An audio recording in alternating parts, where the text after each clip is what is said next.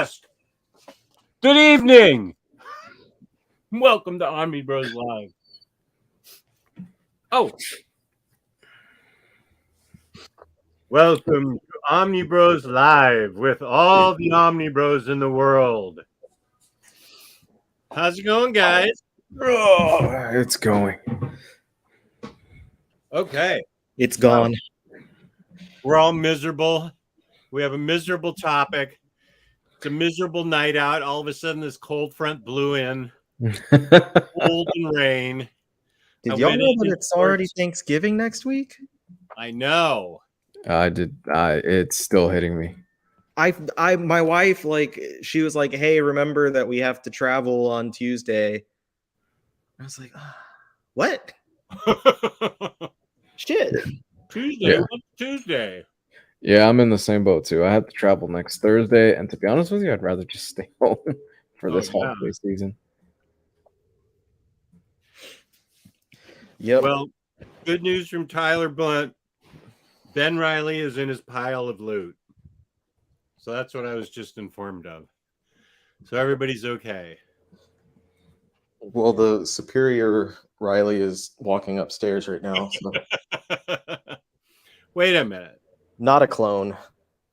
I was on time. I've been waiting here, and then I realized I didn't have my mask. But I wasn't going to go on without everybody else. So I was on time. I just realized I had forgotten the mask. Now, N-Man 40 and anybody out there, I will give you your selection of 5 books from my collection of books to give to Second and Charles. 5. I'll give you the entire pile. Free. Wow. Anybody that can tell me who made this mask for me. Goes back to 2017. Somebody made it for me. So it wasn't me. Wasn't me. Yes, and I agree with what Oxmeat Pete says. No movie spoilers tonight or trailer talk or anything without warning ahead of time. I think that we all agree with that. I don't want to know anything about anything. I know last night's show, was that what you guys talked about? Yeah, we talked about a bunch of different stuff that has popped off in the news and stuff like that. But yeah, we talked about Spider-Man and how Batman is in it and all that other stuff. So I saw a picture of Goku in it. I would actually really love that. And I guarantee you there's probably somebody that's going to get real pissy in the chat about that. Like, oh, you shouldn't have said that. Oh, relax. Is this the cloud that everybody's seeing things in? Yeah. Well, don't say it. You don't want to piss off Oxmeat Pete because I think this is the first time he's been back in like a week. Well, Oxmeat Pete is Johnny Mathis. John Romita the Third. No, Redcoat Turncoat. He's quite talented, but he did not make me that mask. No. Let's talk about our fabulous sponsor, InStockTrades.com, where you can get your collected editions up to 50%, up to 65% off. That front page has a bunch of things off for deep discounts. 2% gets added for loyalty at the end of every month, which is coming up really fast. I don't even know when we're going to give this gift card away, but we give a gift card away for $50 credit at IST, courtesy of IST, to a lucky viewer out there. At the end of every month, I'm going to go to my calendar because next Thursday is Thanksgiving. And then I think the month ends. But before okay, we can give it away the 29th. All right, fine. We're giving it away the 29th. That's a Monday. Everybody take a deep breath and relax. The Monday after Thanksgiving. $50 or more in an order gets you free shipping in the United States from InStockTrades.com. Fabulous customer service, fabulous packaging. That's InStockTrades.com.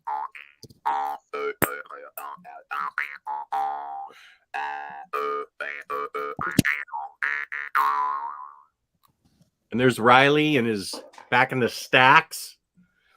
See the stacks of his library. Behold. In the aisle here. Right in the aisle. The hope I never have to move again for the rest of my life, but I know that I will aisle. Yeah, we agree with you, Oxmead. I totally agree with you. I haven't watched any trailers or teasers or anything. I know nothing about Spider-Man. I don't even know when it comes out. I don't even know who's in it besides Oxmeat Toby or somebody. I don't know who's in it even. I know nothing. I don't want to know anything. Simon Belmont from Castlevania appears. Now that I'm surprised at. I'd actually like that. Yeah, I would too. Wouldn't that be great? I loved that show. I love that show. Damn, So much. Did we get 3 or 4 seasons of that? 3. Warren Ellis was the head writer for all 3 seasons. So good. Isn't there a 4th one coming?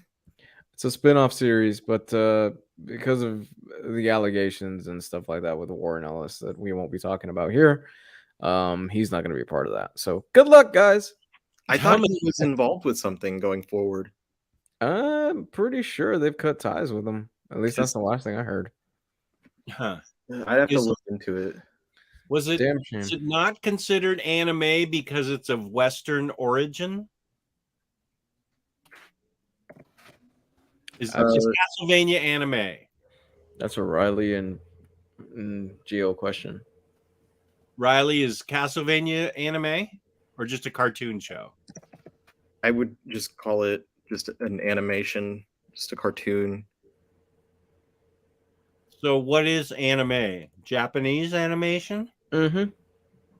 The studio of origin, and like not just the studio, but like the origin for the product itself, like the writing and everything, if it comes from Japanese creators coming out of a Japanese studio, that for me, that's when I would consider it.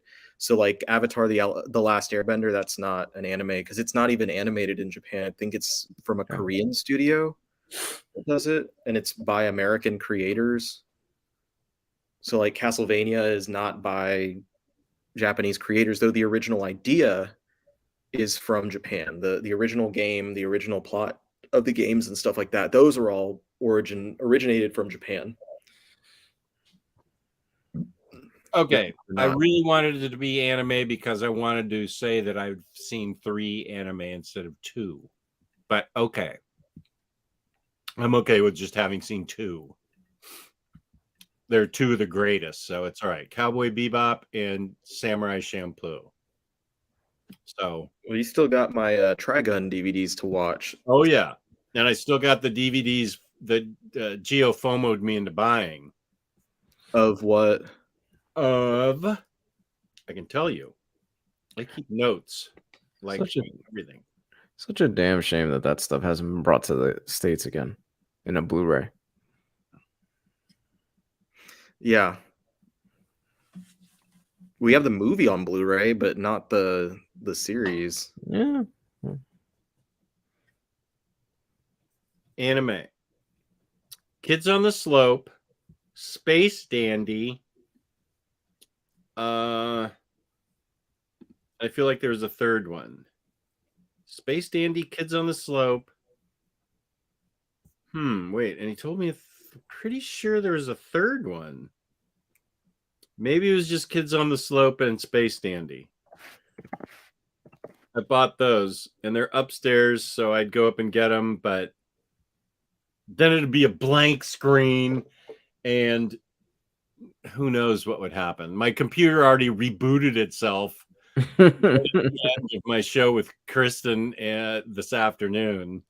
Right as I was getting ready to sign off, my computer just all of a sudden rebooted, and everybody goes, well, that's typical for OmniDog. Argue. I'm like, yeah, it is. What have you guys been reading lately? More specifically, Riley. Riley doesn't do the Monday show. So I'm curious what he's been picking up. Yeah. Well, I've been still trying to catch up with my pile of never-ending manga that keeps showing up. And but I have a couple of Western comics that will be in by like Monday that I'm extremely excited about. Those Western comics? Tell me. I know, right? Finally, like some series that I haven't read yet in singles that I'd been waiting for the hardcovers. I ordered both the hardcovers of Once and Future and Something's Killing the Children. I actually did read a few issues of Once and Future, and then I fell off at some point. Like I think I just forgot that the issues were coming out, and I didn't read them. Yeah, because it happens.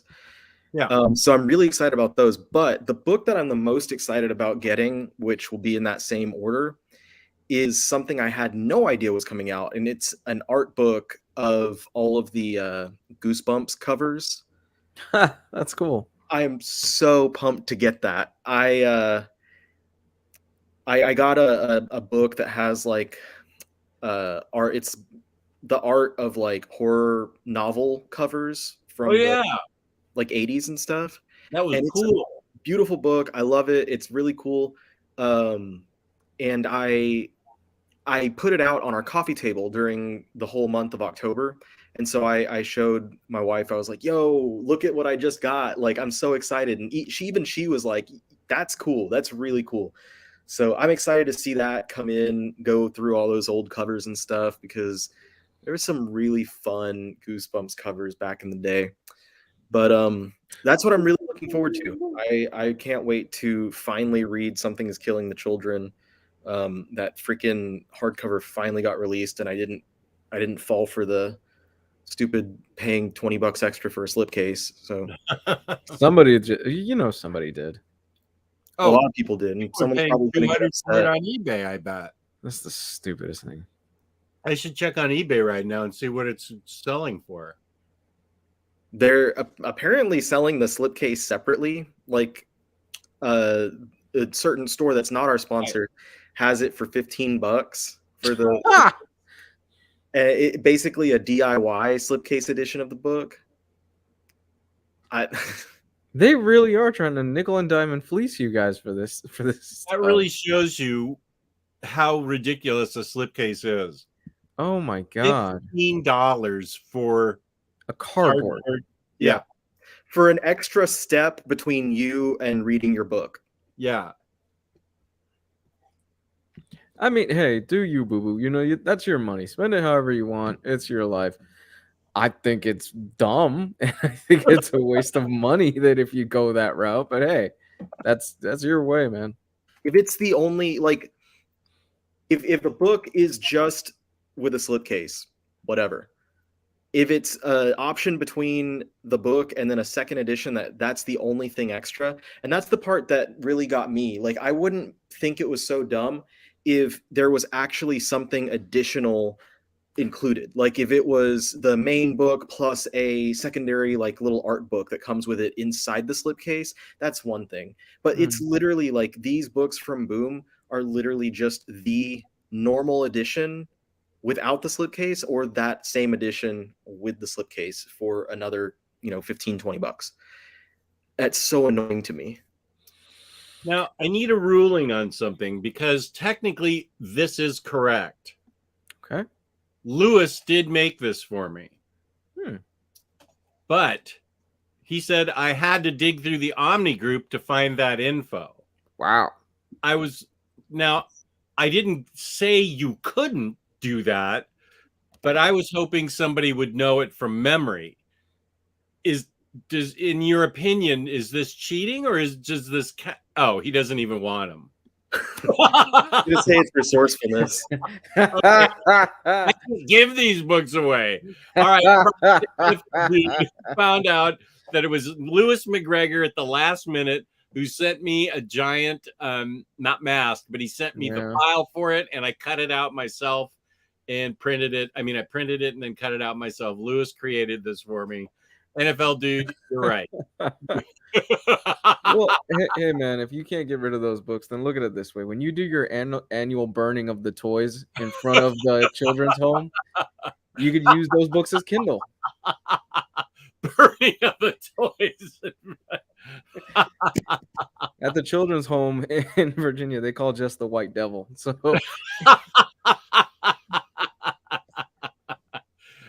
for any of you paying attention, he is making that up. yes, I am. Sort I'm of. making that up. Sort of. What I do is burn books in front of the library the day after Christmas. That's my annual tradition. That's pretty cool, man. Okay. Well, there were a lot of you. Good job, NFL dude. Yeah, it was Lewis who sent me this back in 2017. But now, if you want to give it away, you're going to have to think of another question to ask people. No, nobody wants the books. I tried giving them away with Kristen or Taylor with Kristen like a month ago on the show. What are the books? Yeah, what are the books here? You want me to go get them? It's stuff that I've upgraded. Oh, okay. So these are quality books. This isn't yeah, these are good books. They're just paperbacks of them. So this isn't like J.J. Abrams' Spider-Man story or anything like that. Okay. No. So Lou, did you get to watch the Eternals after all? No. I did. I've been so busy, man. This is the first weekend that my wife and I, in about 3 weeks, are gonna have just to ourselves, and we have very little. Well, we have just basic stuff planned because it's just been crazy the last few weeks. I'm probably just gonna hold out till it drops on Disney Plus. I'm actually more interested in watching the new Ghostbusters than anything else because I heard that's good. Yeah, my brother-in-law, he works part-time, like a day a week or something at a movie theater, and he watches all the movies Wednesdays at midnight, like they do employee screenings. And he did watch Ghostbusters and texted me today, and he was like, "Yo, it's legit. Like the new Ghostbusters is pretty good." Never heard that. But I after he texted me that, I was like, I have no idea when I'd get to see it. But honestly, right now, I'm kind of more intrigued in actually watching Eternals because most of the feedback I've heard is either people saying like they really enjoyed it or they were like, it was decent. It wasn't bad. Like, either way, like that would exceed my own expectations. So interested in seeing where I'd fall for it. Yeah, no, I love the first two Ghostbusters movies. Yes, I even like the second one. So I'm looking forward to this. Yeah, I really enjoyed the second one. That 2017 one was god awful. The one that came out a few years ago. Yeah, it wasn't that good. It wasn't that good. So yeah. What was the movie you said you were going to wait for Disney Plus? Eternals. Oh yeah, I think I'm going to do the same. It's the 3-hour commitment. I just can't these days as readily available as I used to be. I can't do it. So I'd rather have something where I could do laundry or something like that in the background, and I could just pop in and go, huh, okay, that's Angelina Jolie. Oh, there's Salma Hayek. Yeah. Okay. They've got a lot of cool actors in it, I think. I know exactly how you feel because like there are so many times, like it's not even just the time commitment of the movie itself, but like the commitment of getting ready and going to the theater and sitting through trailers and like then driving back. Like you take out a pretty large chunk of your time. So it's not like something that you can just run down the street and be done with. I am super excited for The Matrix simply because I can just sit at home and watch The Matrix. The next movie that I'm 100% going to watch in theaters day one is Spider-Man, just because I have to see it, and it's not coming to Disney Plus anytime soon. And by the time it does come to Disney Plus, it's going to get ruined. So that's a good point. So I'm biting the bullet that weekend. Here are the books that I'm giving away. We have the 3 volumes of Skyward, which I loved. That's a good book. Yeah. Where do you hear the next book? Middle West? Stop. These are good books, man. Yeah, man. Somebody's missing out if you don't pick up this haul. Death or Glory? I don't know that one. Oh, it was really good. As one of Remender's newer series. Yeah, it came out, got a big oversize. It's actually really good. I dug it. Is it just two trades? Is that all it is? Yeah, volume 1 and 2. Okay. Now I admit this isn't the greatest deal, but I bought 2 copies of this. Yes, I do accidentally buy copies of books frequently. But if you buy volume 1 and put it together with volume 2, this is volume 2 of Generation X. And this series is really good. I loved this series. Yeah, it was good. So this is volume 2. You have to be willing to buy volume 1 or read it or something. Now, this is a good book. This is your local comic book shop day of We Can Never Go Home, hardcover. We Can Never Go Home.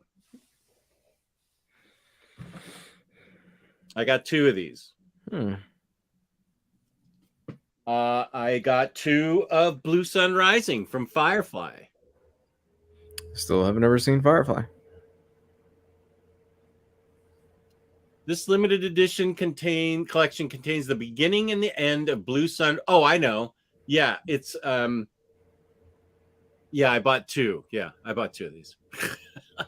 It collects Firefly, Blue Sun Rising 0, and Blue Sun Rising 1. These 2, yeah, I admit, okay. I bought 2 of these. Superman Future State and The Flash by Mark Waid, book 8.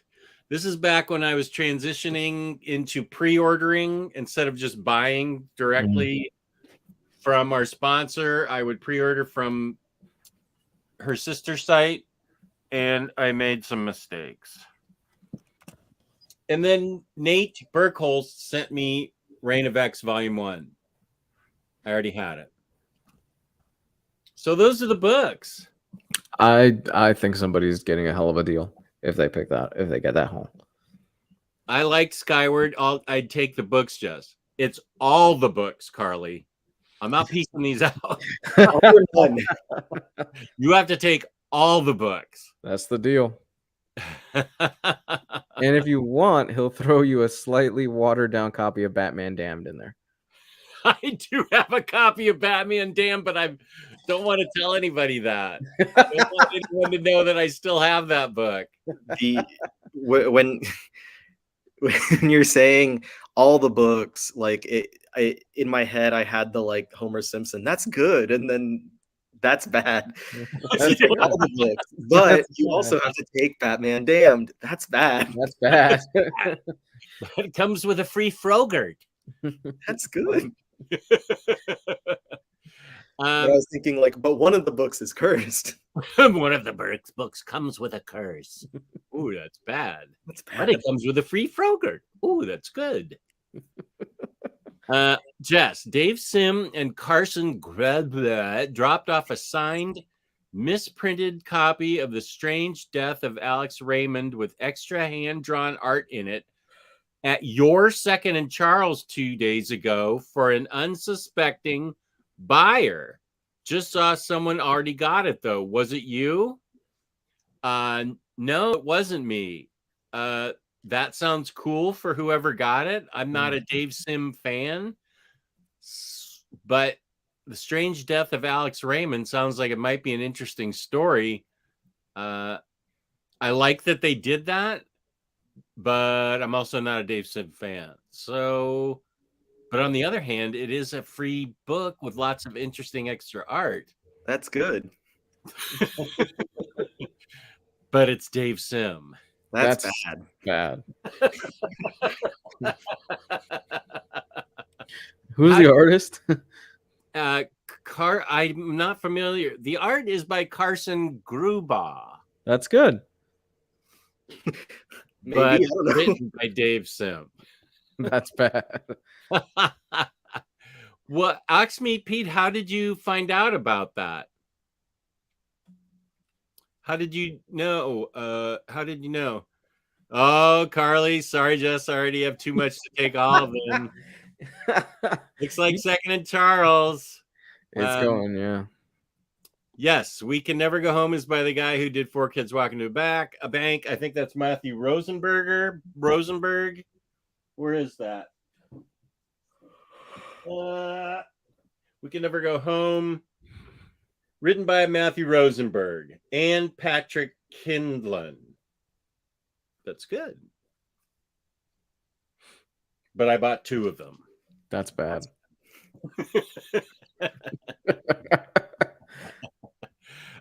Now, earlier, Rose Gray said she pays shipping. But Rose Gray, actually, I said she, and I'm not sure if Rose Gray is a she. Are you interested in the book of books? Rose Gray? I don't want to turn this into a giveaway-a-thon, but we're getting ready to move on. Just reminds me of James Brown today. James Brown, the announcer on television, or James Brown, the you got me type guy? That was the greatest impression of James Brown. That was good.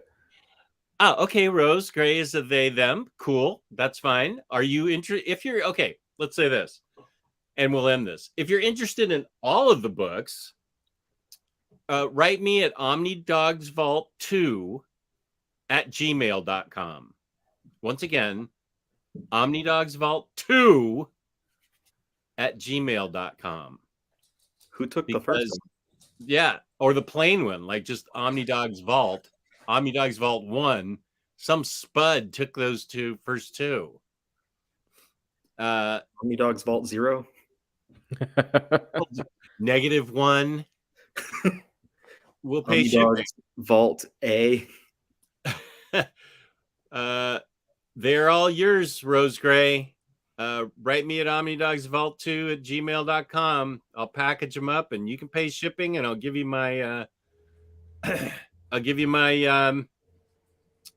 PayPal for shipping and stuff. PayPal's $125. That's how much shipping will be, by the way. Just to say what knows what's up. Only one James Brown, and that's the Godfather of Soul. You damn right.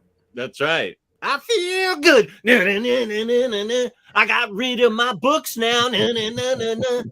Who also- Rose Gray? Na, na, na, na, na. Who goes by them or they? Na, na, na, na, na. He also gave us one of the best Eddie Murphy SNL skits with the hot tub. Oh yeah, too hot. You're hot tub. Hi. Okay, good. Yeah. Well, this is off to a good start. Those are good books, and it includes Batman Damned. The hell happened to SNL? Jeez. Is it bad now? I tried watching it the other night, and I watched little clips here and there, and it's just not for me at this point. Like, jeez, I think man. it's for younger people.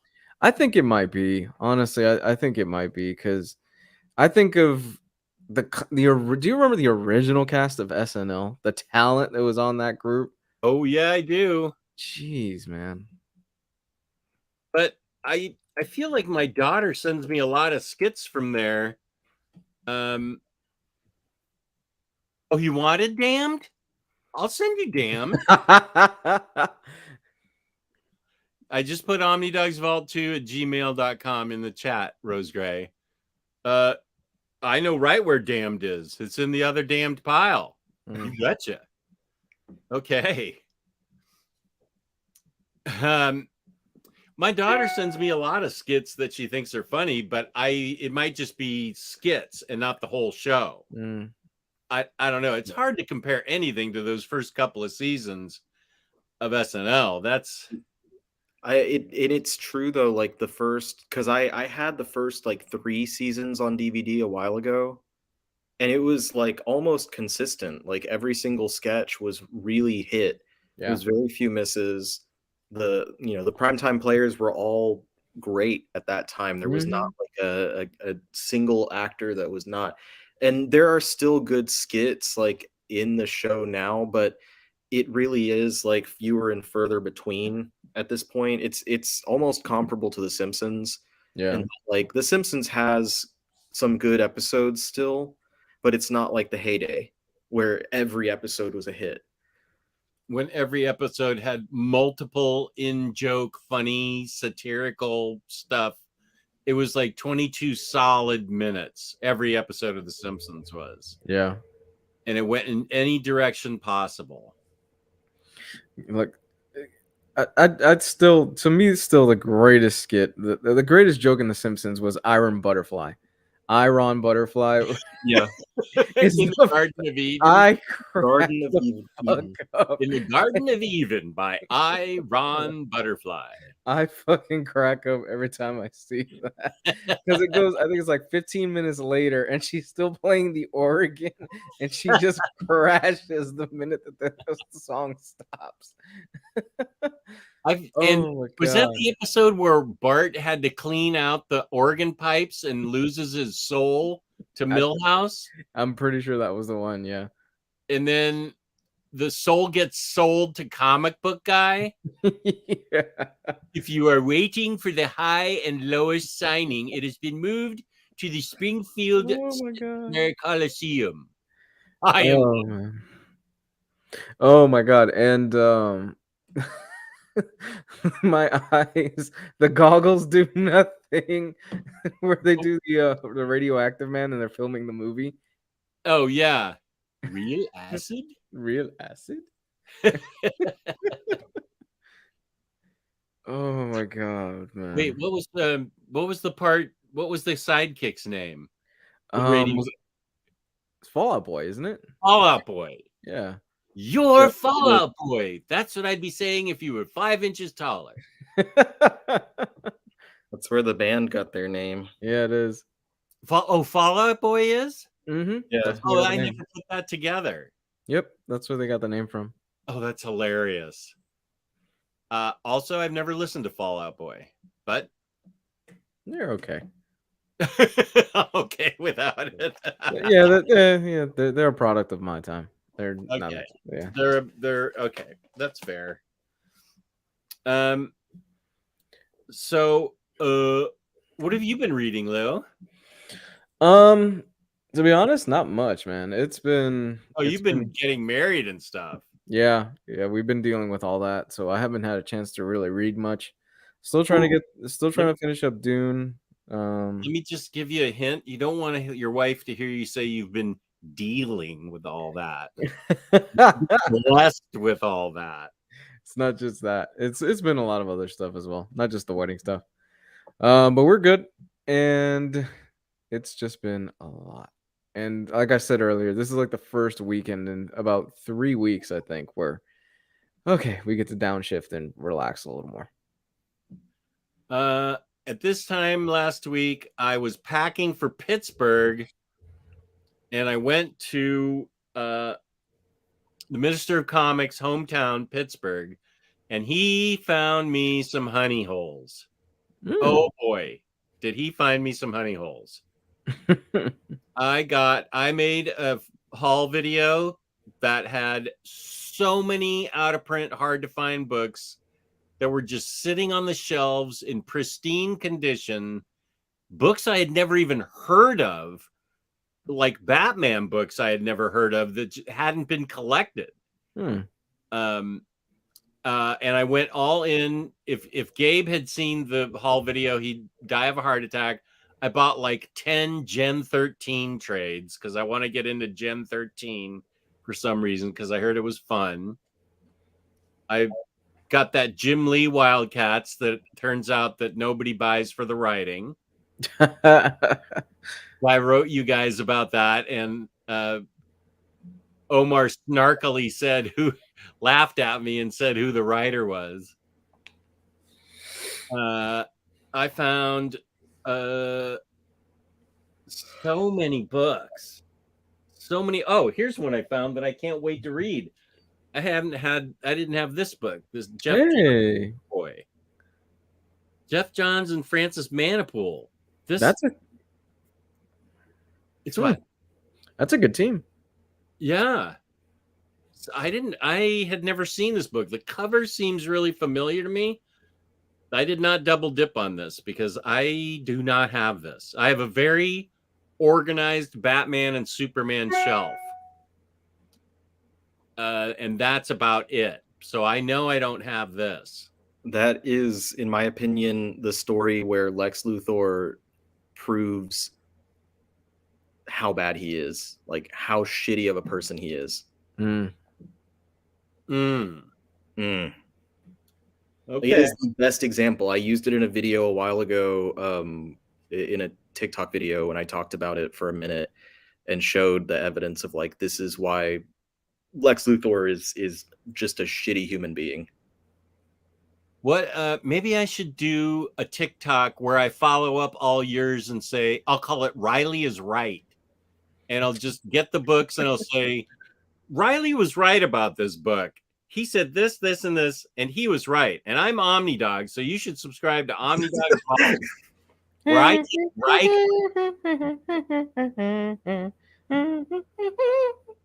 Just keep going with the presidential music as you pitch this. I think I picked up Wolfskin from Warren Ellis, which I had never even heard of, and No Hero, which I didn't have a copy of. So I feel like my Ellis paperback collection, although Wolfskin's hardcover is complete. I found Rise of the Black Flame, which N-Man 40 told me earlier was, I think I got like Black Flame Rises or something. And he said, that's the wrong one. It's collected in a book. So I found the right one that N-Man 40 told me was the correct one. He took me to 5 stores and I found honey in each one of those stores, like lots of it. And he found some stuff too. He was happy. He was quite happy. We had a blast. I went to Primanti Brothers in Pittsburgh. Ooh. Where it was a pastrami sandwich. He got a burger, but it was a pastrami sandwich, and they put the coleslaw and the French fries in the sandwich. That sounds delicious. Awesome. Do you want to see a picture of it? I actually do. Yes, please. Okay, just a sec. I think I have a great picture of it, but I'm gonna have to. Oh, and he took me for milk. I'm looking at what took me for milkshakes at the Milkshake Factory. It was fantastic. Let's see. Where is the Primanti Brothers picture? Let's see. There we are having milkshakes. There's the Primanti Brothers sandwich, but there's a really good picture of me eating the Primanti Brothers sandwich. Did I not? It's in the Okay, here's part 2 of I'll show you this. Okay, calm down here. Let me go back up here. See if I can do this. No, I don't. I want to share screen, window. Okay, this is the JPEG he created, Taylor did for the second video we did. There I am with the Primanti Brothers sandwich. That looks really good. It's pastrami, and it's got a tomato on top too. So it was really good. I believe Omar may have told me this. The Wildcats writer is Brandon Choi, who was a high school friend of Jim Lee. Lee was doing the guy a favor and let him write some comics he was drawing. Ugh. Is Brandon Choi a lawyer or something who Jim Lee just did a favor and let him write a major? Was that Image at that time, or was it Wildstorm? I'm asking you, Riley. Which series was it? Wildcats. It was Absolute Wildcats that I got. I mean, I can go get those books too and show you, but I already did a haul video on them all. Absolute Wildcats.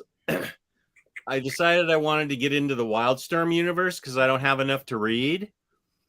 So It was originally Image. Oh, it was Image. Okay. Yeah, and then went over to Wildstorm DC. But Choi had been working in comics. No, never mind. It started in 92. So yeah, that was his first comic writing credit, but he's done a decent amount of stuff. Choi was an including aspiring screenwriter at the time. 13.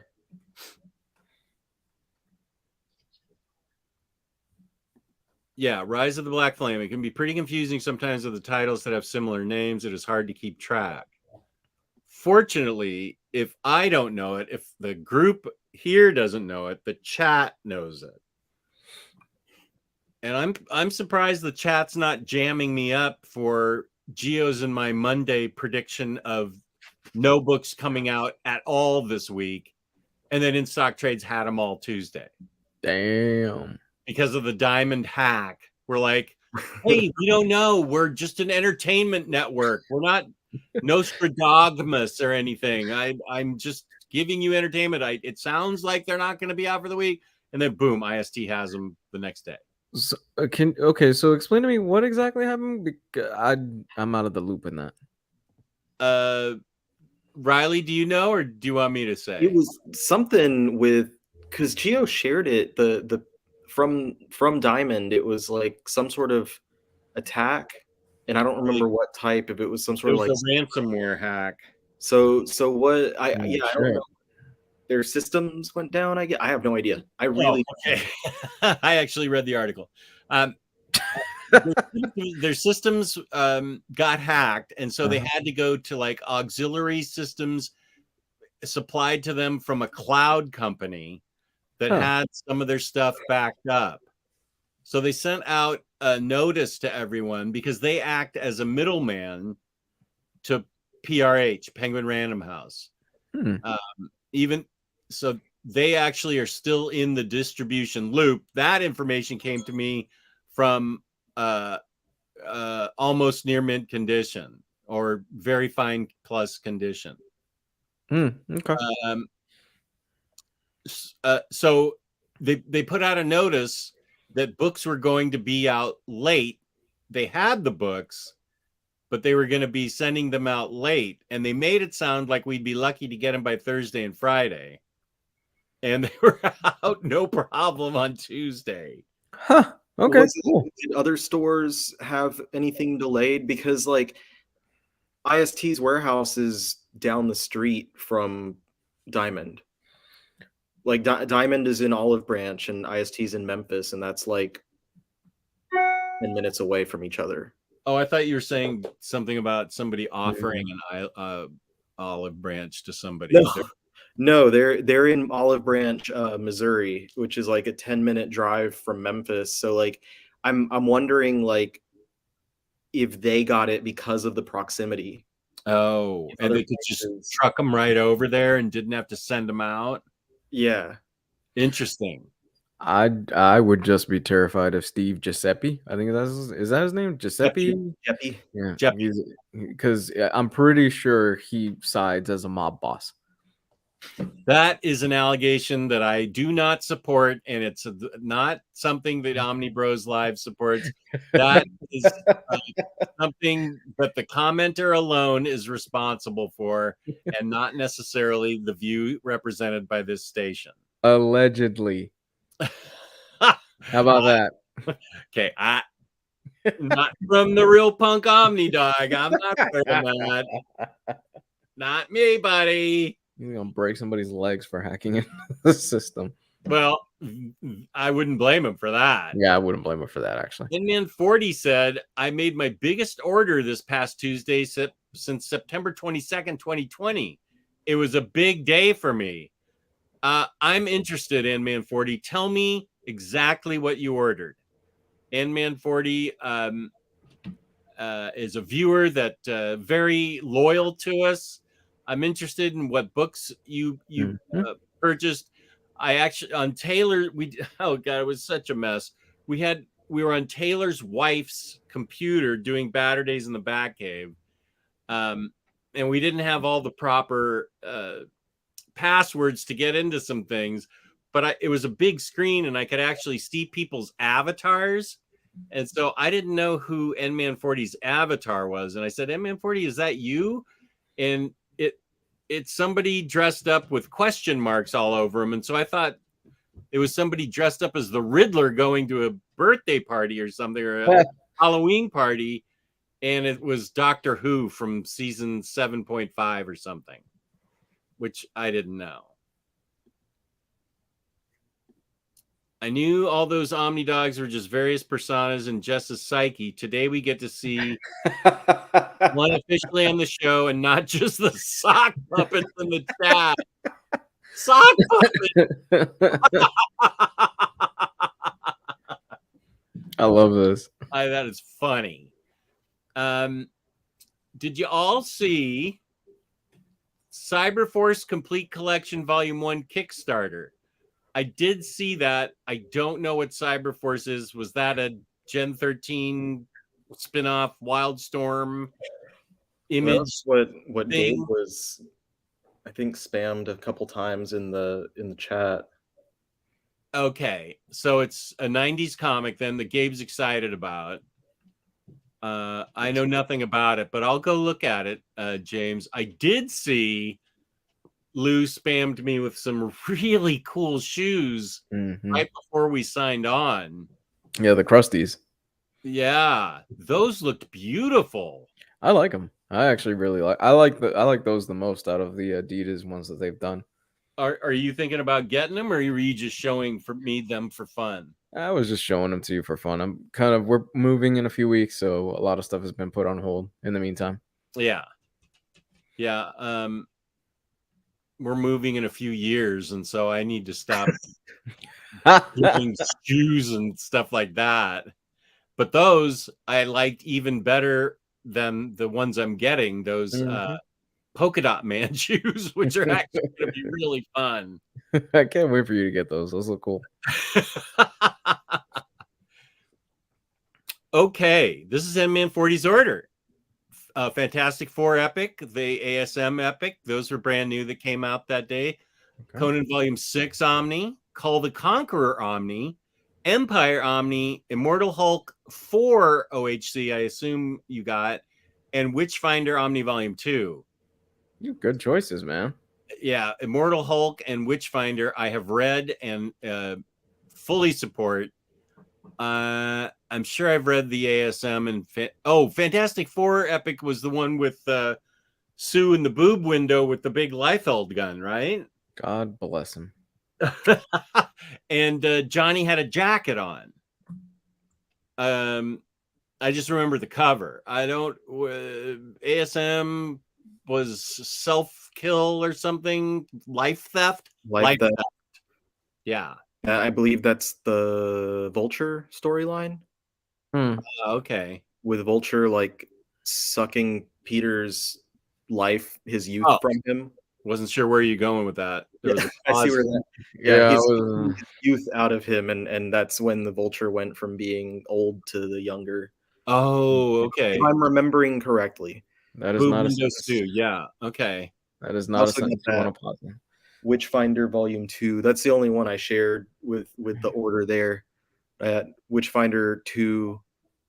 And I mentioned the 2 Boom books earlier, Once and Future and Something's Killing the Children, and then that Goosebumps book, and then also 1 volume of manga, Mob Psycho 100 Volume 7. I looked for that manga for you, Riley, and the stores we went to had very tiny manga sections, like dinky. You know what? I wound up, someone reached out to me about that specific book, and they were like, yeah, I have a copy. I can send it to you. That's cool. Yeah, it was like, okay, cool. Yeah. And it was nice because I literally got like bamboozled out of that. And some people that were here last week, remember I talked about this, but I got, screwed out of that book twice. I ordered it once, and the seller on Amazon told me, like, when I reached out for the tracking information, they just immediately said, oh, if it hasn't arrived yet, and it was like 2 weeks later, then it's lost in transit, and they just refunded me immediately.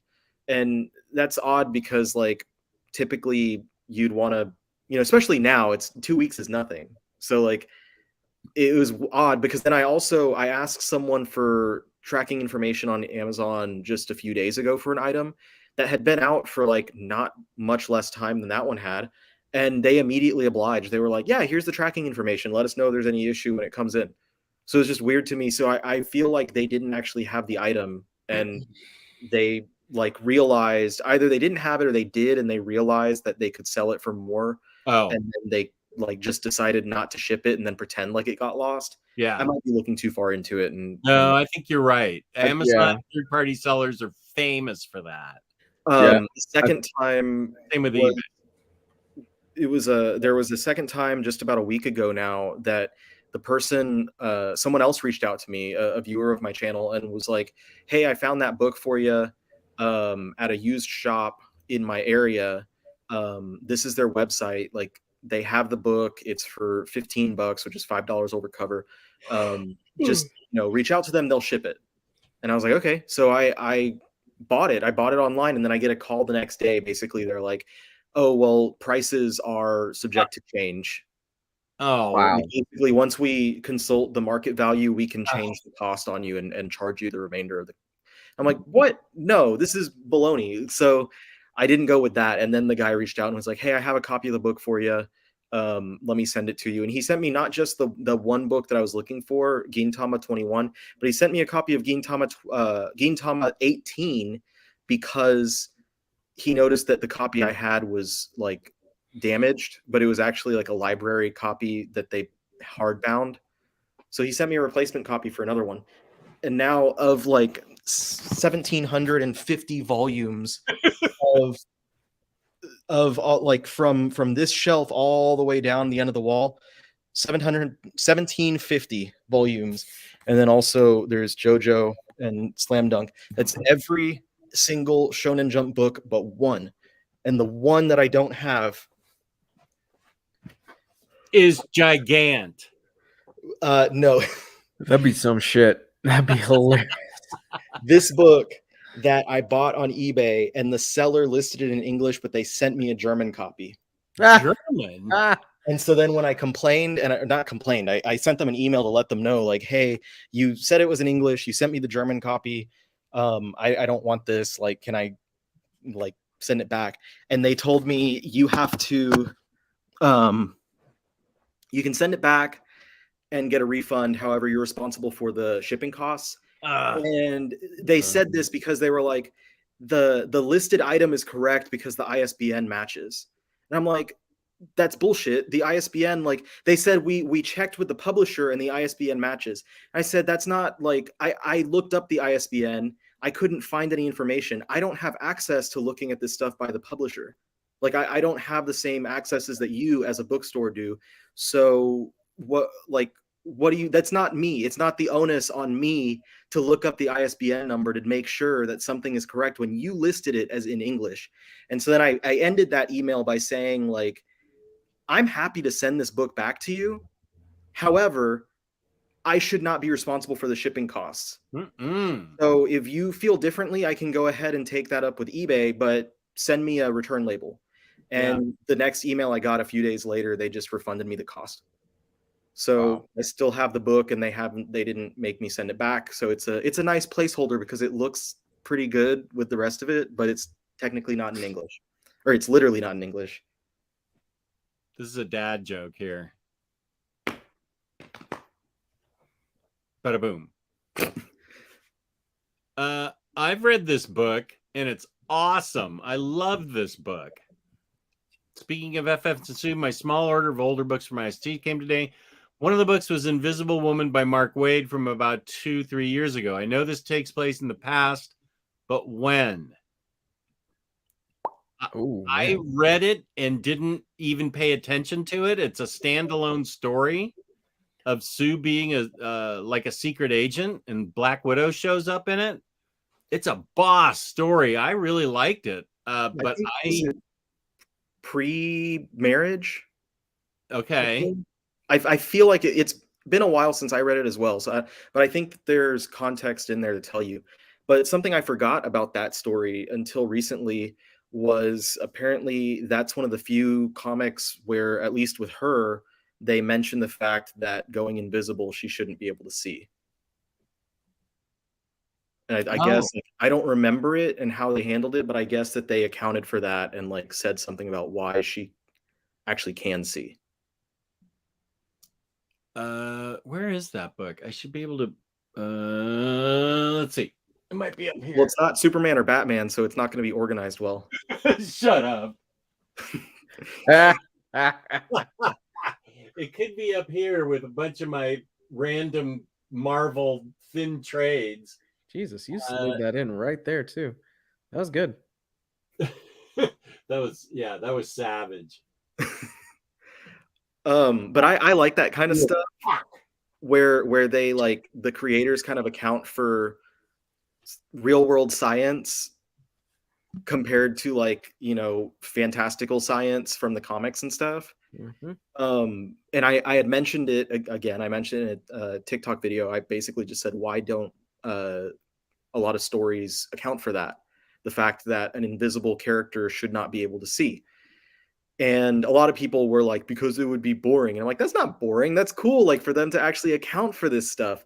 And a lot of someones brought up the character from My Hero Academia, Lemillion, who is intangible. And I had to correct a lot of people. He's intangible. He's not invisible. But when he goes intangible, he can't do a lot of stuff because he doesn't interact with light and stuff the same way. And that's the reason why I'm like, you know, an invisible character, unless they have something specific about them, like their eyes don't turn invisible, the light's not going to pass through their eyes. It's not going to hit the rods and cones, so they're not going to be able to see.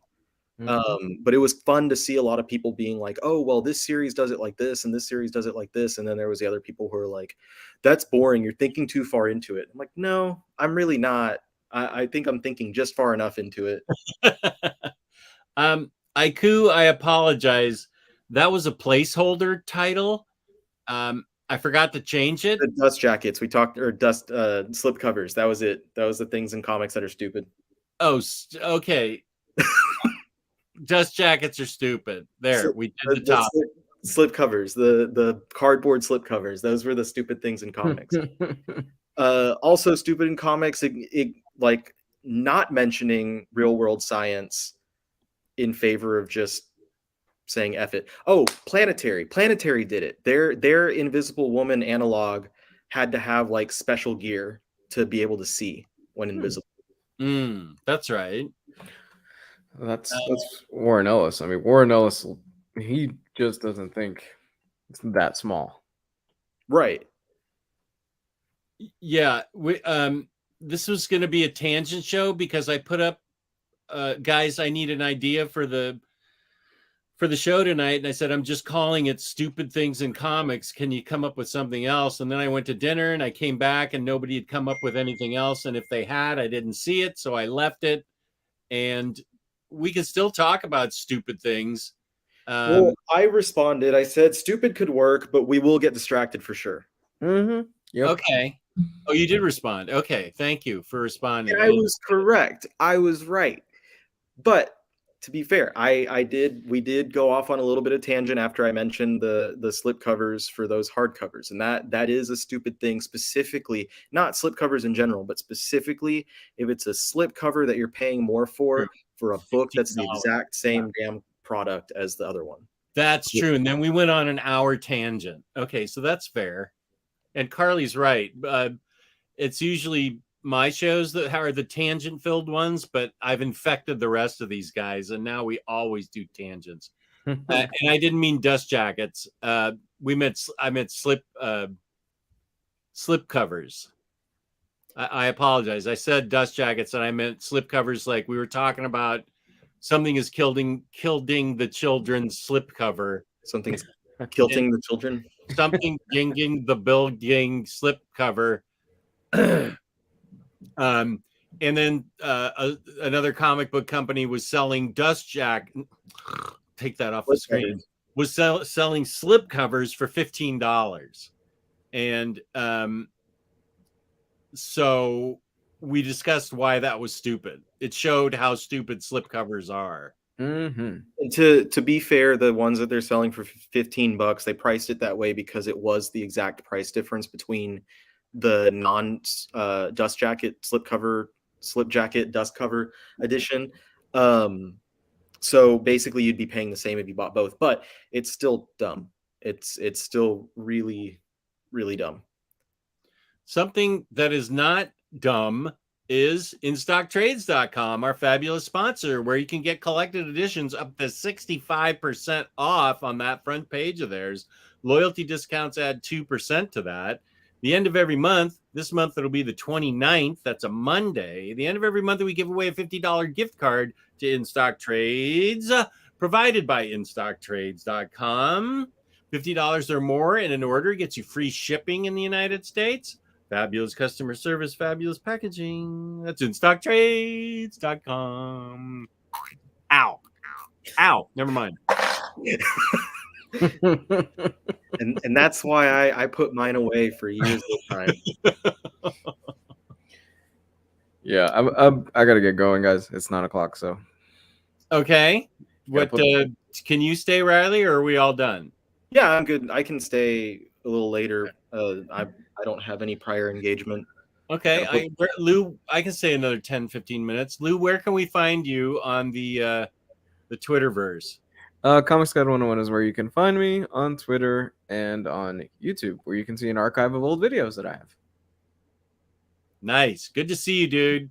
You too, guys. Have a good night, everybody. Take care. Peace and love. Now let's talk about them. Oh. So what I mean, when you decided to make a placeholder for stupid things in comics, did you have anything in mind, or were you just blowing smoke? Sort of both. I thought we could talk. I thought if somebody was into it, we could talk about tropes that were stupid.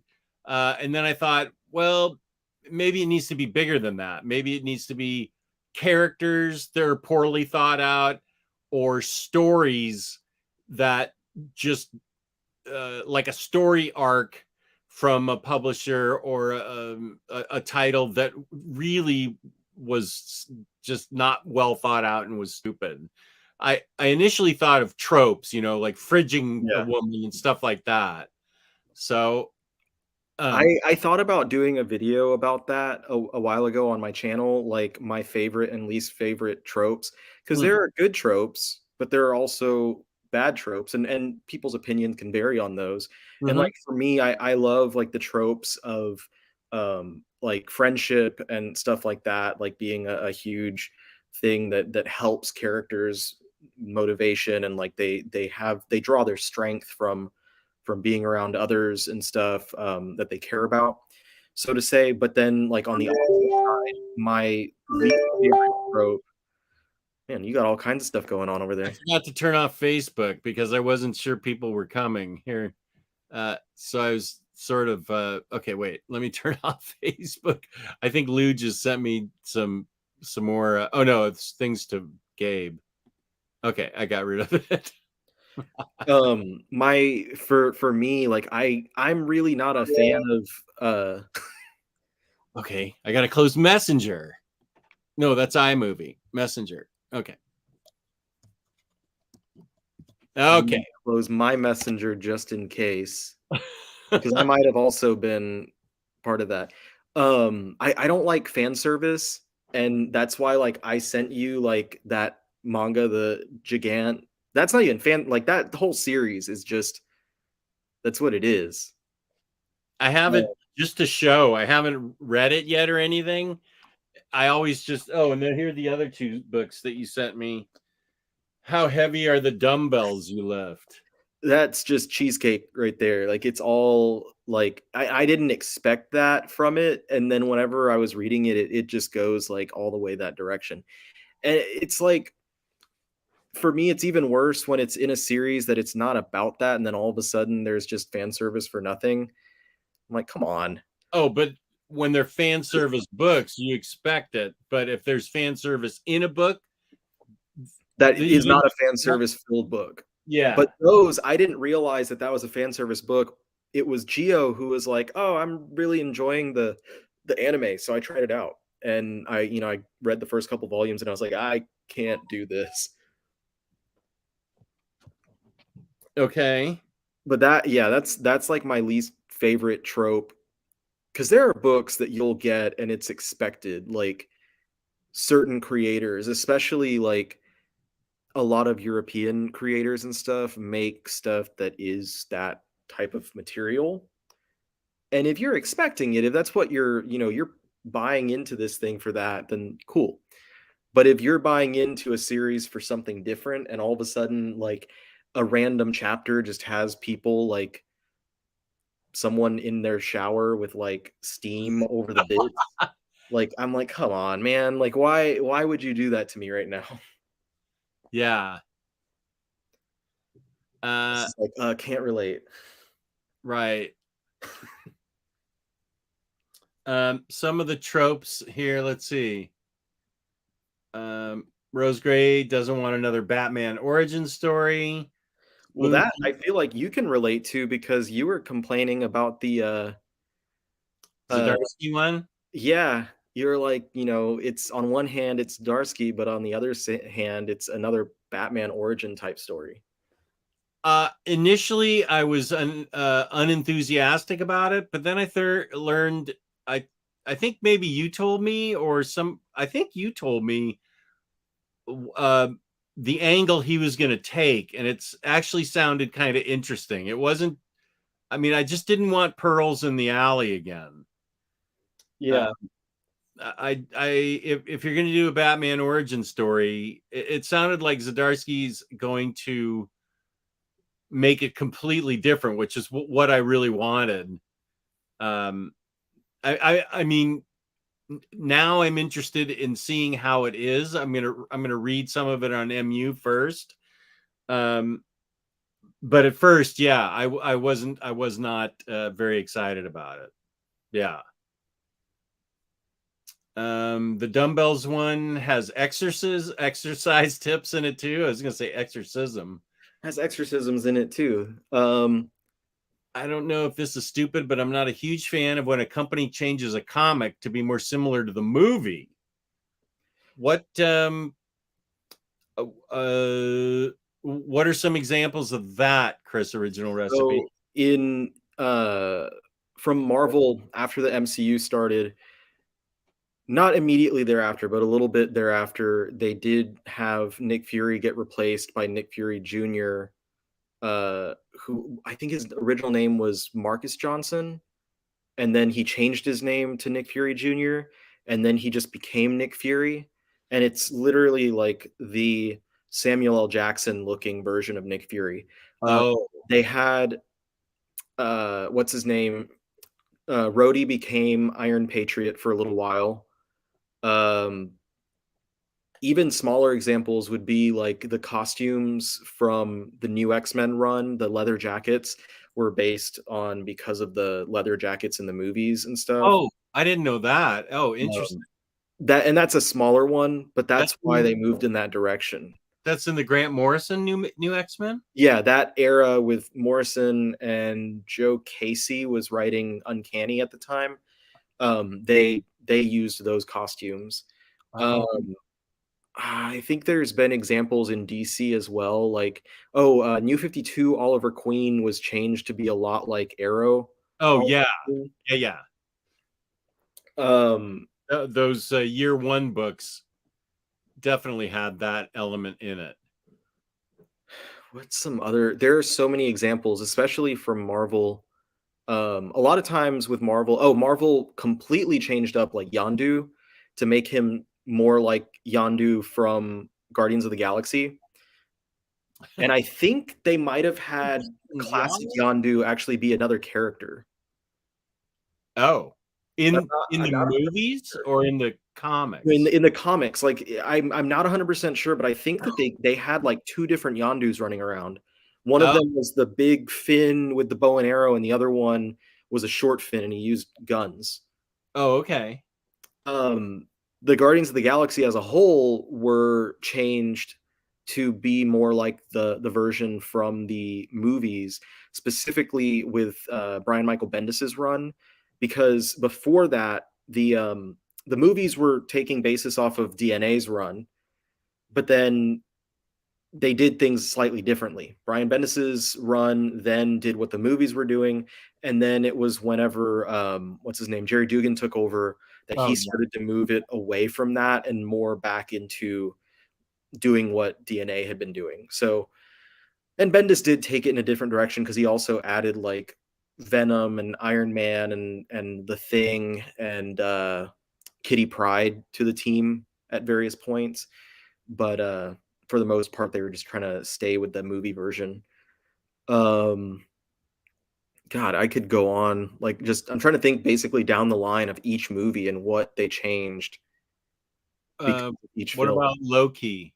Have they changed Loki from Loki's entire appearance, basically, because he went in the JMS run, he was Lady Loki.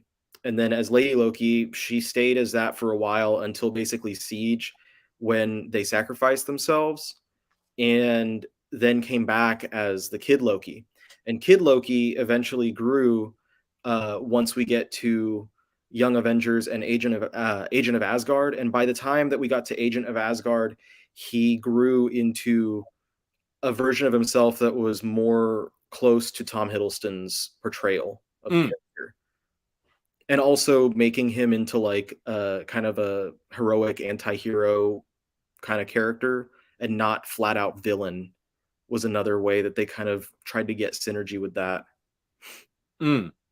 Josiah? Yeah, this is the Omnibus Collector. He's got like 200,000 followers on TikTok. No, I have like 85,000. For my purposes, you have 200,000. Give me the other 115, please. I just had Shield. They did a new Shield comic specifically that would feature all of the characters from the Agents of Shield show, but it was in the 616. So we had Coulson, who had already been introduced in the 616 comics prior, was basically leading, and I believe it featured like Fitz, Simmons, May, and other characters that were TV show originals, and those got up in there. Smaller stuff like after the Daredevil show came out, they did have him use a black costume for a little bit. It wasn't the same black like the one in the show was based off the one from the Frank Miller comic, but then they did move him to being from red into the black with like red highlights, and that's smaller, and I don't know if that was entirely on purpose, but it happened. Yeah. What's her name? Alias Jessica Jones' appearance changed to match Kristen Ritter's appearance. Jessica Jones previously was kind of more olive tone skin with brown hair, and not as slim of a build. And then whenever the show came out, she got you'll see appearances of her looking more like Kristen Ritter with pale skin, black hair, and a much more slim build. Would those be the digital first comics that Jessica Jones that got later collected in Jessica Jones? I don't remember if Bendis and Gatos maintained that like shift in her appearance, because I know that there were other series.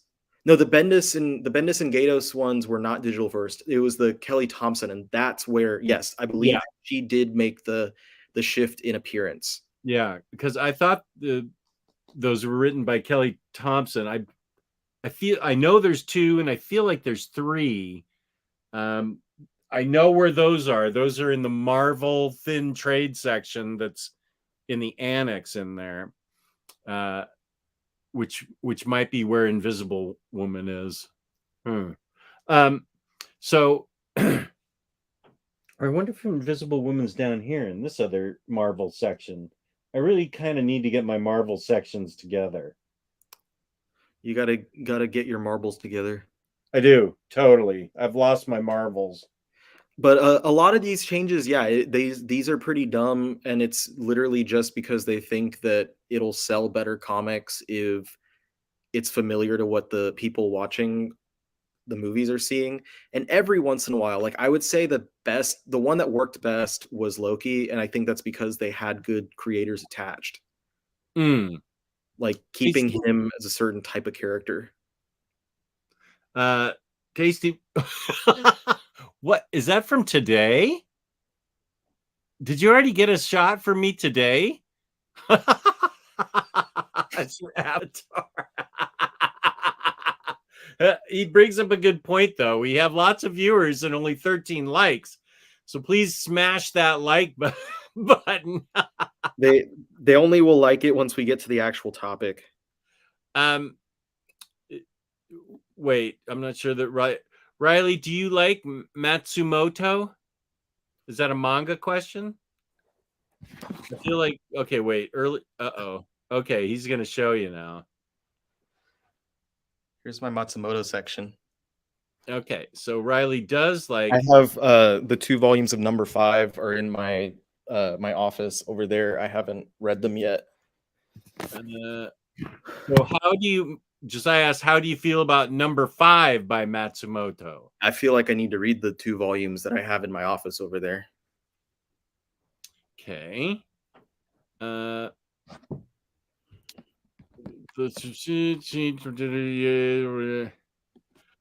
Yes, sir. He's a gem to the community, and he's inspired me to have better taste in manga. There was an arc in Fractions Iron Man that had the story beats from Iron Man 2. I think they also like made Whiplash more like the movie version of Whiplash. Okay, With, like, instead of like the classic like spandex looking stupid costume, he had like actual armor and stuff. Okay. Matsumoto is one of, if not his favorite mangaka. He did a video about him. Okay. So okay. Yep, we had he likes number 5. Yes.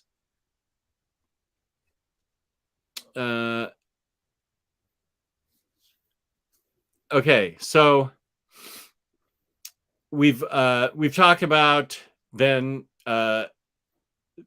Marvel books getting inspired by the MCU. So what are some I don't know that that's stupid, but okay, Tasty Melon hates time travel in comics. Marcelo doesn't like Wonder Woman in suggestive poses. I think time travel, the issue is that like there's not a specific like set of rules for time travel. And I don't care if like, you know, every series from every different like series from different universes, whatever, you do whatever you want. If you have a series that is your own thing and you want to treat time travel in a certain way, cool. As long as you don't like contradict yourself within your story, I'm fine with that. But like if time travel does not work the same for every character in the Marvel universe and time travel does not work the same for every character in the DC universe, then don't do it. Like it's just it's annoying. It's hard to like tell what's possible and what's not possible. It's lazy. Lazy. That's the one I was looking for. Oxmeat Pete is done with Kryptonite as much as he's done with the Joker. They have really shoved the Joker down our throats the past several years. Yeah, I'm way done with the Joker. I don't have it in my possession yet, I don't think. The new No, I don't. I just ordered it from IST, our sponsor. The new Joker book that's more of a Jim Gordon book, apparently. A lot of my viewers told me that. So I got it because it's supposed to be an excellent Jim Gordon book. That's good. Yeah, so I'm excited about it. I feel like many people will agree with this. Like the headliner villains like Joker and stuff, it should be like not necessarily an event, like not like a, you know, crisis level event, but it should feel momentous whenever Batman goes head to head with the Joker. He shouldn't be the throwaway villain that comes back constantly. And that's what happened throughout like Snyder used him for what 3 stories, I feel like, out of his run. Whereas if you go back to Morrison, for instance, Morrison used Joker in Batman RIP, and then he was not present for like a while. And then when he comes back, it was not in the way that, like, not to spoil stuff, but like not in the way that you would expect. Yeah. And it was very well done. And he didn't reappear as like the primary antagonist of the run throughout the rest of the stuff. Like the third act of his run, it was other characters other villains, other forces that Batman and the family had to fight against. But with Snyder's run, it was like, what did he was in Death of the Family, and then he was in Endgame, and then he was in, yeah, but they happened like a year apart from each other. So like they were events, but they were forced to be events. They didn't feel momentous. They felt like, okay, well, the Joker's back and the Joker's back. And then by the time he gets to doing metal and death metal, it's turned like into everything's Joker and everything's Batman. And it's like, that's fun. But at the same time, I was like, it's too much, and it's way too much Joker. And having like a Batman that is the Joker was a clever idea at first, but then like making the Batman Who Laughs like the villain for multiple years. Every time someone brings up the Batman Who Laughs, I want to vomit. I just so tired. Like, I'm glad that we don't have to deal with that character again, at least for a while. It's just so like, you take an idea that's fun and then you shove it down people's throats until it's just vomit inducing. Yeah. Yeah, your stomach's upset right now just talking about it. Now, Spoonful of Brody says he's reading Joker War Saga, and it's pretty cool.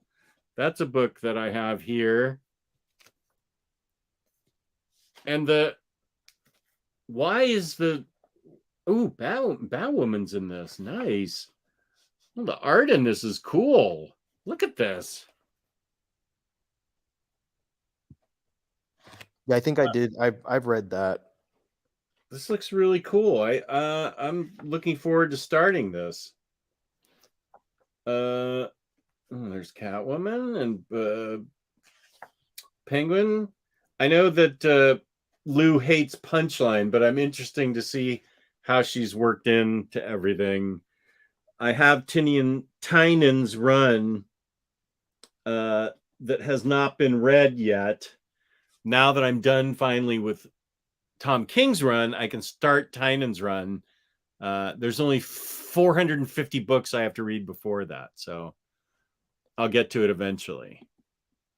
And I'm probably going to read it sooner rather than later because I like Batman, but I agree with this Smotlock one.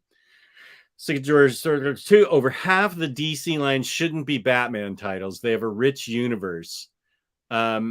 I agree with that, and I also feel like I haven't seen the hardcovers or the collected titles yet. But when Taylor and I went into those comic book shops in Pittsburgh, I felt like there were 10 separate Batman titles in floppies. I really did. I felt like there were. Besides Batman and Detective, there was a ton of extra Batman titles. I'm just going to look at Lunar's website right now. Okay, yeah. Tell me how many Batman titles, because I know Reptilian is it by Grant Morrison? No, it's by Garth Ennis or something. So there's, let's see, new releases this week. Batman 117, Batman Secret Files, The Gardener, and there's going to be a lot of one-shots and miniseries. Batman versus Bigby, the Bigby Wolf, that's a miniseries? Fables crossover thing. Catwoman, there's a, spin-off. Yep. Let's see, there's Legends of the Dark Knight, Nightwing. What about Reptilian? Is it already over with or not? I'm just looking at, this is just one. This is this week. Okay. Robins. Well, those are okay with me because they're spin-offs. I felt like there were 10 Batman himself titles. I'm going like to go to Reptilian, and I can't think of the other ones because I don't clue into floppies. Reptilian is there's an issue coming next week. Another Catwoman. This DC versus Vampires has Batman on the cover. Detective Comics, of course. I think there's like a new Batman one that, I don't know. There's Robin. There was Robins plural. There's also Robin singular. There's a series called Robin and Batman. That's not coming up here, but I know that that's a thing. yeah, it's like it's not just. Oh, was that a Batman versus or Batman and Scooby Doo Mysteries? Oh, that doesn't count. That's going to That be was a trade awesome. paperback. Never mind.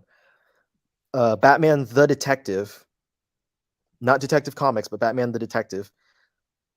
There's a Fear State one shot with Batman. Oh, yeah. Okay. More Detective Comics, Gotham City Villains,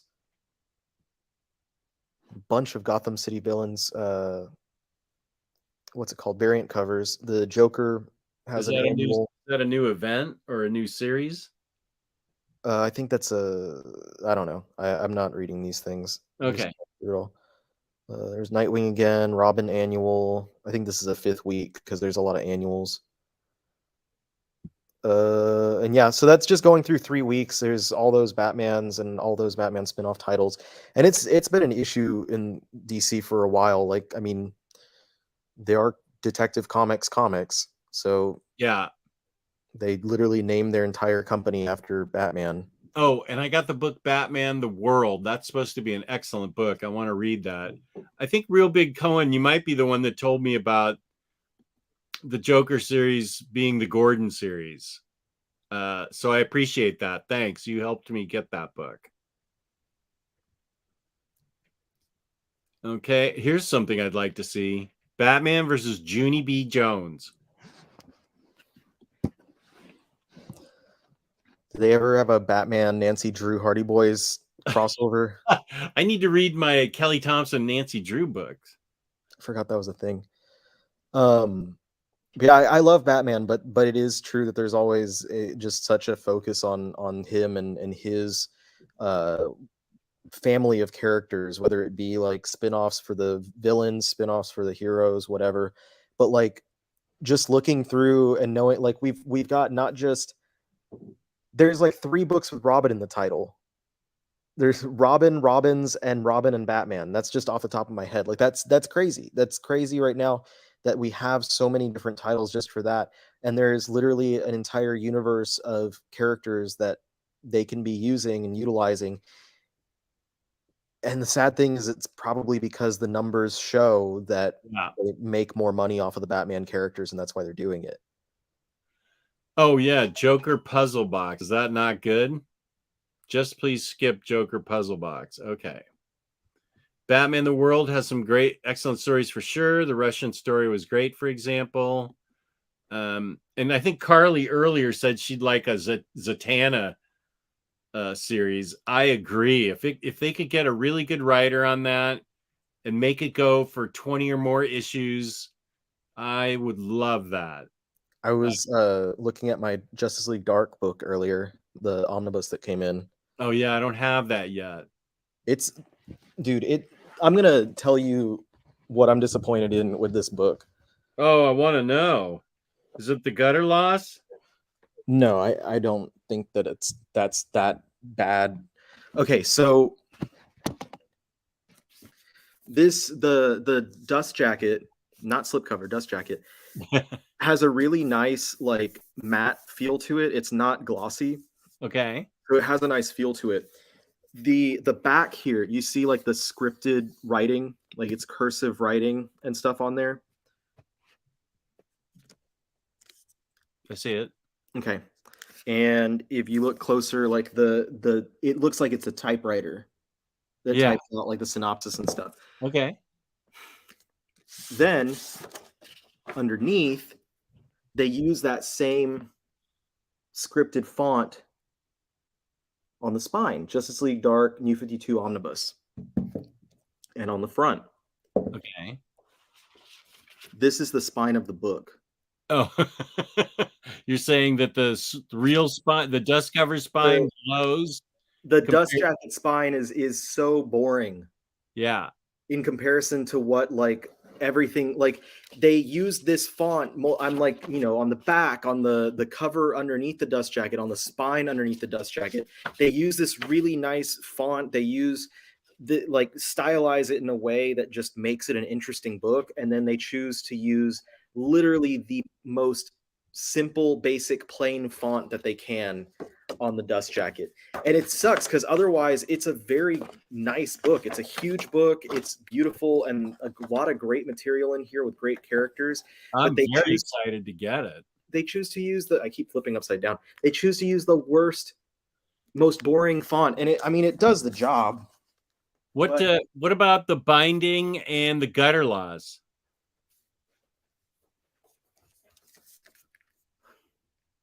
Nice. It's not bad. No, for a 1,500 page book? 1650. That's a lap breaker. But now let's take a little tour. Okay. So the Justice League one uses the exact same paper on there, the matte paper, same font, same freaking everything. So they look the same. Wait, is that Justice League 1 and 2 by No, that's one and dark. Oh, 1 and dark. Okay. So moving down, Swamp Thing uses that same plain font, except at least here it has like the green kind of print on the font. Yeah. But otherwise, it's like the same plain font. Now, it's like, okay, well, the New 52 books are going to have that kind of synergy to them. But Batwoman is stylized. Batwoman is stylized. And then Nightwing is stylized. So there's no consistency. There's not. Batwoman, Nightwing are stylized. If I could find her. Batgirl up there. Oh, yeah. Stylized. Animal Man is stylized. Aquaman is slightly stylized. Like, all these books have different, fonts and stuff and different type of imagery on the spines. Even the Flash is like halfway plain, but at least he's got like a thunderbolt in there or lightning bolt in there. And it's like tilted font. So it gives you the illusion of speed. Superman by Morrison is pretty plain, but it does use a different font. So like there's literally no synergy to what they're doing with these books. A select few of them have that same plain font, and then the other ones they go all different directions for. And that's stupid to me. Okay. I just want to get the book. Do you have this book? I just got this today. Oh! Ugh. No, I haven't gotten that one yet. I skipped out on getting it. Maybe I'll ask for it for Christmas or something. This is a giant. What do you think of this spine? See, and that uses the font from the covers of the series. But that's also a Rebirth title. So yeah, they haven't done that many Rebirth. You're comparing New 52 books. Yeah, so I'm like, there's a synergy between some of the New 52 ones, but not. And I guess like if I'm looking at it and it's like the ones that are specifically marked as Justice League, the New 52 Omnibus, Swamp Thing, the New 52 Omnibus. I'm gonna try and see again because like Animal Man is not designated as such. Batman by Snyder and Capullo is not designated as such. Aquaman is not. Batgirl is not. So those are not called the New 52 Omnibus. Oh, okay. The ones that are, those have that same design to it. And it's a dumb design, and it was a dumb idea.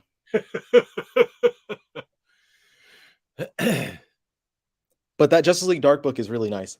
I can't wait to read it. I actually haven't read the last, I don't know, whenever J.M. DeMatteis took over, I didn't read that part. I didn't either. So when I get to it, that'll be the first time I read like the latter half something. Yeah. I didn't read the Blight crossover for what was that event? Forever Evil. Oh, right. Okay. So I didn't read that either. So there's actually probably almost half of that book is stuff that I haven't read yet, which is nice. Yeah. Okay. What do I have to complain about? I really don't have anything to complain about. Comic book wise, I guess. I'm looking at everything. What's my complaint?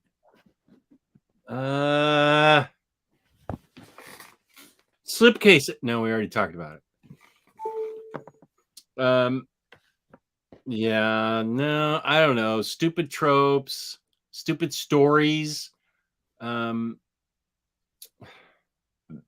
feel like if we start anything new, it's already 9:39. If we start anything new, we're going to be here till 11. I'm trying to get to bed before 2 for once. I would say a lot of times the stupid events in comics and forced events, like the ones that like force certain series into storylines they shouldn't have been involved in. Oh, yeah. I don't like this format. This is a complaint. I can complain, and I do think it's stupid. They're impossible to display properly. Yep. Private Eye, the Grand Abyss Hotel. I have 300 and the Xerxes book in that. Yeah, those I don't. And Private Eye is really hard to read. It just flumps open and is difficult to balance. Yeah, I am not into that format. That will be what I think is stupid.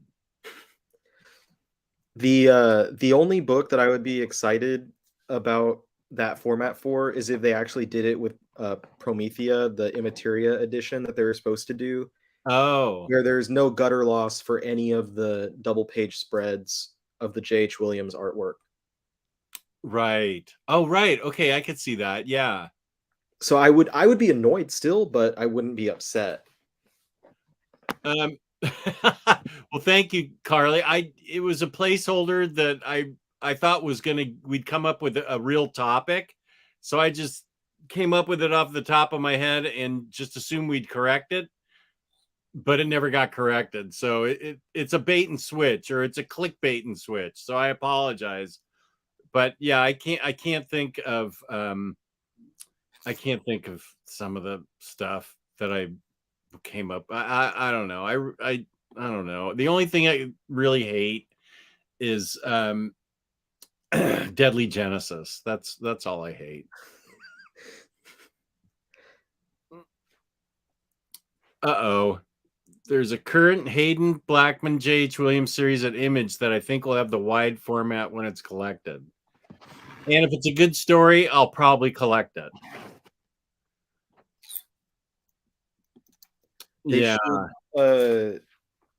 They should then, instead of making it actually wide, like still put the spine in its natural place, but have you open it down.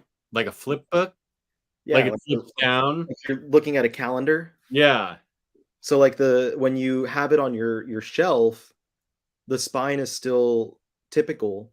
Like I have examples of that with manga. I know there are several volumes that look like that. I just don't remember which volume numbers. There's one of Gintama that does that. I think it was pretty early in the series, actually. So it's just looking, yeah. So like this, like this is, but the spine is here, the cover is here. Oh, it's not wide. Like the spine's not on the side over here. So on the shelf, you still shelf it like normal. But this book, like it's just the cover that's like that. Like the artwork on the inside is normal. But for those books, it would be wide format artwork. So when you open it like that, like you're reading a calendar or something, yeah, like it reads like it should, but it also shelves like it should. Yeah.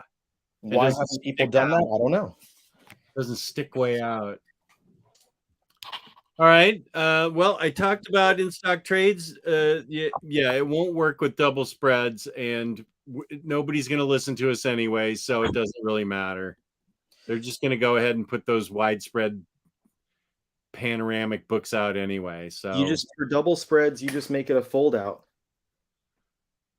There's your answer. Fold out pages. Problem solving 101. Here we go. Okay, wait. One last complaint from the minister himself. You know what grinds my gears? That Kalax shelves aren't an inch or two bigger to accommodate Parker Martini edition. That's a very specific complaint, but it's also a very real complaint. And that's why I got a Billy shelf for those kinds of books, to accommodate those kind of books. Billy shelves are adjustable. Kalax's are not. But it's good to hear from you, Taylor. It must be Taylor time if you're tuning in. Taylor time is the time he's all to himself and gets to do whatever he wants. And that's a good idea. Okay, so Omnibus Collector, where in the wide world of the internet can people find you? Well, tonight, hopefully in a little bit, because I only have about 3 minutes left to edit, you'll find me with a new video on my channel, where I discuss the how many. Basically, is it weird how many series are getting canceled in the Weekly Shonen Jump magazine, and how quickly they get canceled? This was the topic at hand that I had thought of the other day, and I did days of research on literally every single series that was in that magazine since 1968 when it debuted. So I'm hoping that people enjoy the video. So you'll see that on my channel tonight, and then also on TikTok if you want to see me going through every single one of those Shonen Jump titles. I'm going through those alphabetically and doing short 1-minute videos discussing each of those series. So those are the two main places where you can find me. Instagram, Twitter, also you can find me. That's where I am. Where do they find you? They can find me, Omnidog, on Omnidog's Vault on the internet, where I just put out a haul video of my Pittsburgh trip, which was fantastic. I found lots of out-of-print books that I needed and I'm excited about. Also, we just had, we had a guest on, we had a guest on the Omnidog and Omnicat show earlier today. He was a live wire and he's worth watching. His name's Johnny. It was a lot of fun. And Omnidogs_vault on Instagram. So thank you to InStockTrades.com for being our fabulous sponsor for so many years. Thank you to everybody in the chat. We had a really nice chat tonight. Thank you so much. And thank you to the people who are watching this afterwards. We appreciate you too. Please hit the like button. Please hit the like button. And remember to hit the like button. And leave a comment and subscribe. Other than that, peace and love. Peace and love. Oh, yeah. And thank you to the Omnibus Collector for joining, and Lou earlier for joining also. Peace and love to them. Peace and love. Peace and love. We love you all. And I mean that.